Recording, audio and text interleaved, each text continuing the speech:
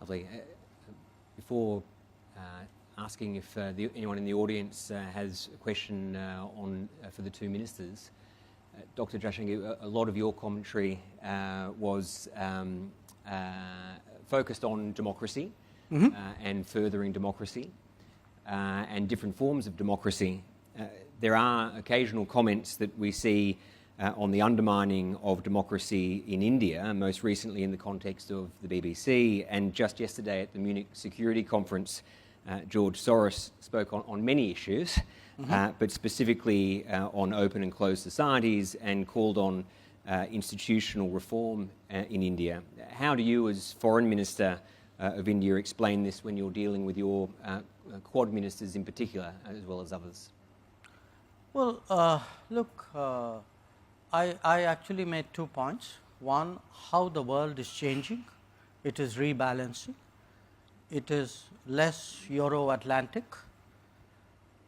I don't think everybody gets that. I think old habits die hard.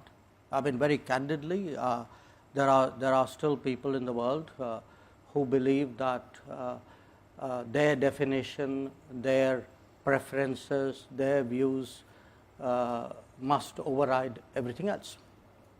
So, since you mentioned this specific example, I don't know how familiar people are with what was said at the Munich conference. Essentially, Mr. Soros said India is a democratic country, but he doesn't think the Prime Minister of India is a Democrat. By the way, a few years ago, in the same conference, I was there at that time, he actually accused us of planning to strip millions of Muslims of their citizenship, which of course didn't happen. It was a ridiculous suggestion. But you have to understand what this actually means. I could take a view that the individual in question, Mr. Soros, is a old, rich, opinionated person sitting in New York who still thinks that his views should determine how the entire world works. Now, if I could only stop at old, rich and opinionated, I would put it away. But he is old, rich, opinionated and dangerous, because what happens is when such people and such views and such organizations, they actually invest resources in shaping narratives. I spoke about globalization.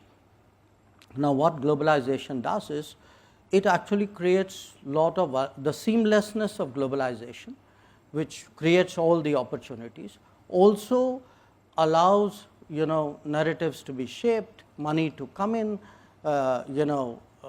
foundations to go about their agenda. Now, in this particular case, I mean, it is very clear that he has very strong political preferences. He actually thinks that, I mean, doesn't matter that this is a country of 1.4 billion people, we are almost there, whose voters decide how the country should run.